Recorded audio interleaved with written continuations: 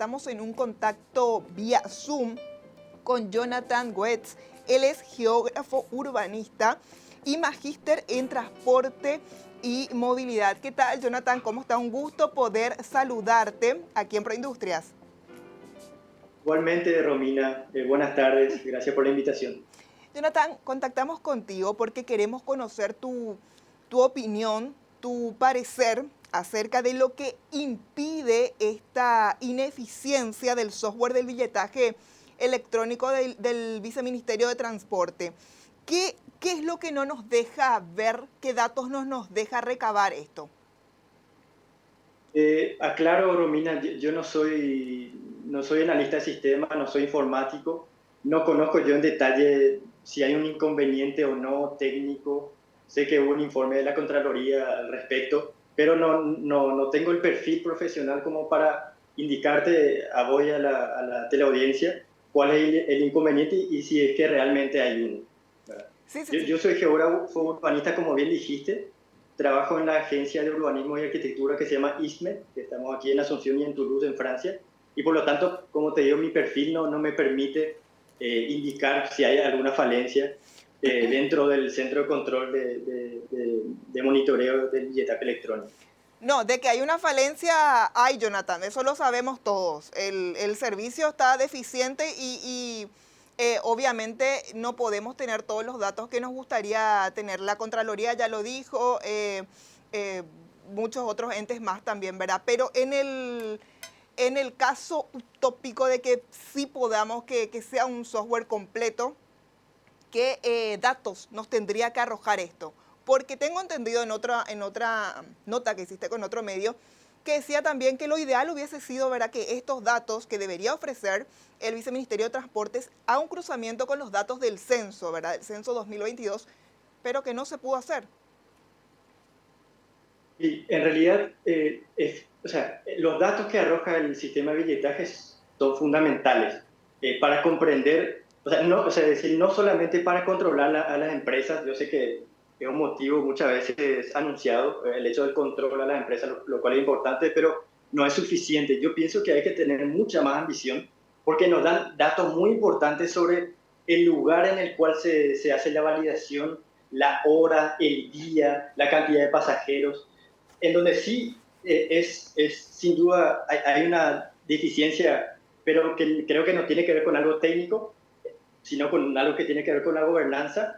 Es que el sistema de billetaje cubre los itinerarios gestionados por el Viceministerio de Transporte, no así los gestionados por las municipalidades, porque como bien sabes, seguramente Romina, hay un problema de superposición de competencias en materia de transporte público entre el Viceministerio de Transporte y los municipios.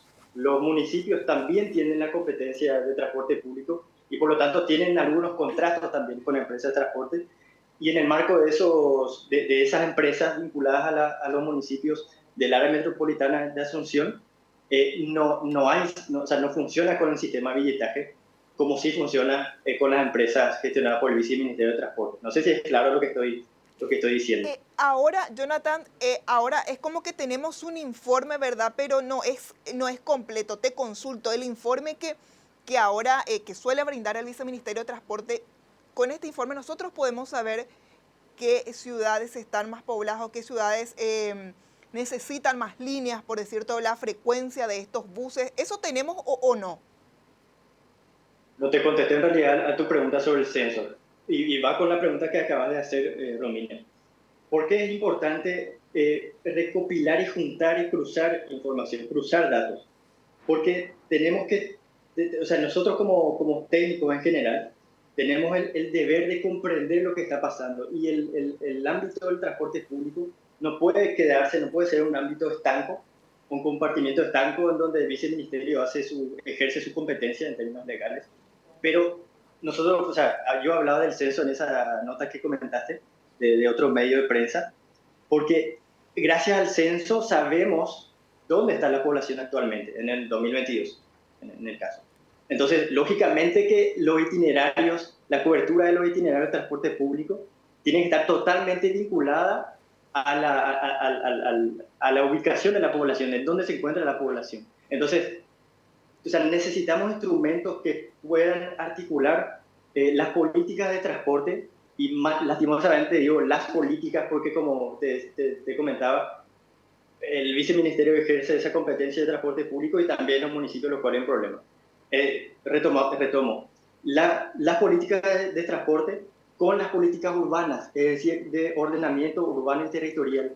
Y eso es fundamental para que, o sea, finalmente la oferta de transporte público y más generalmente la oferta de movilidad sea adecuada. Y Eh, actualmente ahí hay un problema, hay un desfasaje. Es como que, Jonathan, claro, obviamente deberían coincidir los datos del censo de una ciudad más poblada por lo que cubre las líneas que pasan por esa ciudad o que cubren ese itinerario, deberían coincidir, o sea, a mayor densidad poblacional es como que deberían haber más itinerarios y líneas que transiten por allí. De sentido común, vos entendiste súper bien, Romina. Eso se llama, en términos técnicos, se llama la coherencia transporte-urbanismo. Y eso, o sea, eso se construye a través de políticas públicas que pongan en coherencia esos dos ámbitos, ¿verdad? En nuestro caso, o sea, en nuestro caso paraguayo, como te decía, está el viceministerio que ejerce esa competencia solamente de transporte público, no de movilidad en general. O sea, ¿quién se ocupa finalmente de definir una política ciclable? ¿O quién se ocupa de definir una política vinculada con calles peatonales, con los desplazamientos peatonales? No está muy claro eso. Quizá el municipio, pero al mismo tiempo el principal ente regulador de transporte público, finalmente el viceministerio de transporte. Y en términos de urbanismo, están los municipios que tienen esa competencia de crear y gestionar los planes de ordenamiento urbano y territorial a la escala de los municipios y no a la escala del área metropolitana, hablando sencillamente del caso del área metropolitana de Asunción. Y después está el MUF, el Ministerio del Urbanismo y de la Vivienda, pero que en términos concretos, a mi juicio, no ejerce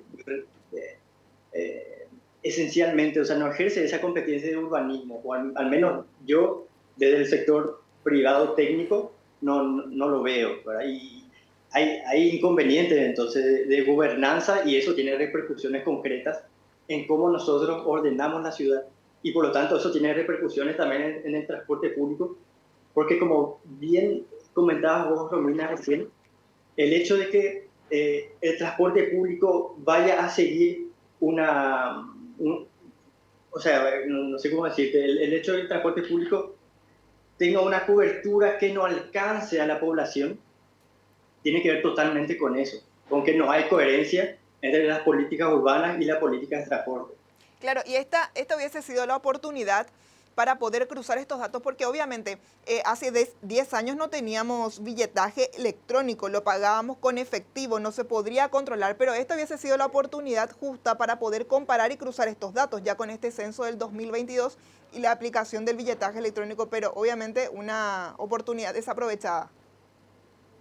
Igual, o sea, me permito ser un poco optimista en el sentido de que, o sea, vos decías, hay un inconveniente con los datos del billetaje, seguramente, por eso te decía al inicio, no tengo el perfil para decirte cuál es el inconveniente real sobre los datos que tenemos, pero hay datos del billetaje, en fin, hay datos de la encuesta de movilidad del 2021 realizada por el MADES, eso es crucial para saber cómo se desplaza la gente, hacia dónde, para qué, en qué horario, qué día, con qué frecuencia y cómo, es decir, si se va en transporte público, a pie, en bicicleta, en auto, etcétera.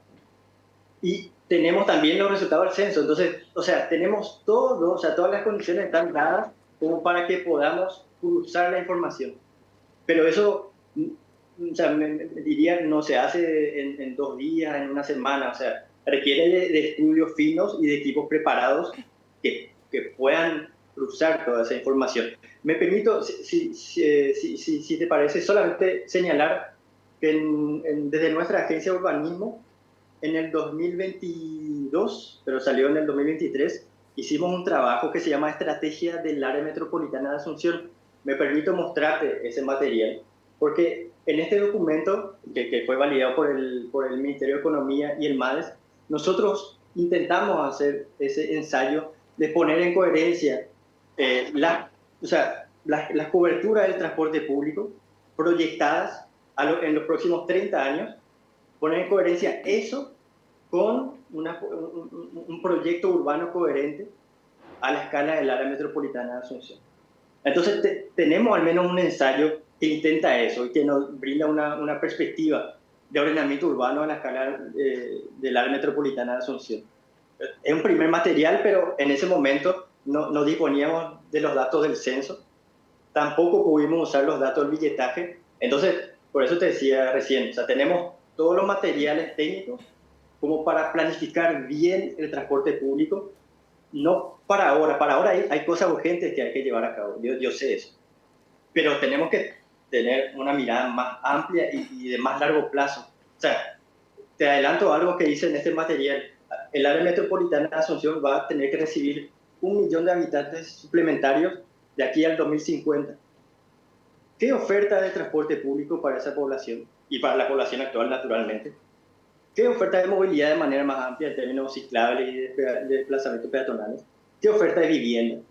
Es decir, nosotros tenemos que tener una estrategia y esa estrategia tiene que estar espacializada, es decir, tiene que estar en el espacio, o sea, tiene que ser algo concreto. Y sin esa planificación avanzamos sin brújula y así es muy complicado solucionar los problemas de la gente en realidad, porque de eso se trata. Y no, claro, y hay que encontrar, tratar de encontrar que las autoridades traten de encontrar una solución, las municipalidades, ¿verdad? Porque esto cada vez va a ser peor. ¿Por qué? Porque la vida en Asunción, en capital, está tan cara, los terrenos son incomprables, entonces la gente busca lugares por las periferias, por los suburbios, ¿verdad? Para construir, para alquilar, para formar un hogar. Entonces, pero siguen trabajando en capital. ¿Qué pasa todos los días? Los lunes y los viernes el tráfico es insoportable. Se forma un cuello de botella que uno te hace perder tiempo, te hace perder paciencia, inclusive te puede llegar a hacer perder el trabajo porque llegas tarde y eso se va acumulando. Es algo que ya se viene manejando como hace 7 años más o menos. Y todo continúa igual. No hay una solución ni a medio ni a largo plazo hasta ahora que ninguna autoridad haya propuesto. Exactamente, y es muy grave, o sea, la situación es extremadamente crítica, pero como te digo, o sea, técnicamente tenemos todo no realizado, tenemos todo para planificar, o sea, de manera ambiciosa y adecuada. Necesitamos, lógicamente, que eso se acompañe de voluntad política, lo cual ya no es mi ámbito, ¿verdad? Y un problema grave, o sea, relativo a lo que recién comentabas, es que o sea, uno de los principales problemas del transporte público y de las condiciones muy complicadas de desplazamiento en general, ya sea en auto o transporte público, es la dispersión urbana. O sea, en las últimas décadas la población creció de manera muy acelerada y esa población se ubicó no a causa de ella, sino que o sea, las autoridades públicas permitieron, seguramente porque no tenían también recursos y por temas políticos, permitió esa dispersión. Cuando hay dispersión es que la urbanización tomó una forma muy horizontal y de muy baja densidad, vinculado a negocios de loteadora y todo eso también. Pero eso se permitió. Y ante ese escenario, ¿qué hacemos nosotros? O sea, ¿cómo frenamos eso? ¿Cómo frenamos ese proceso de densidad extremadamente baja y acelerada? ¿Y cómo hacemos para que uno frenar eso? Bueno, y en realidad son instrumentos de regulación de uso del suelo que necesitamos, reglas urbanas claras, firmes y que se respeten.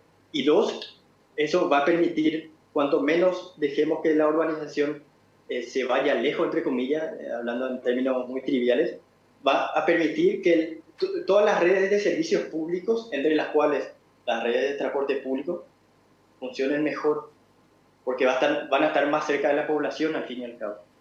¿Entendés? Vuelvo a lo que vos decías hace rato. O sea, tiene que haber una vinculación lógica entre espacios densificados, en particular los centros históricos. ¿Qué pasa con nuestros centros históricos?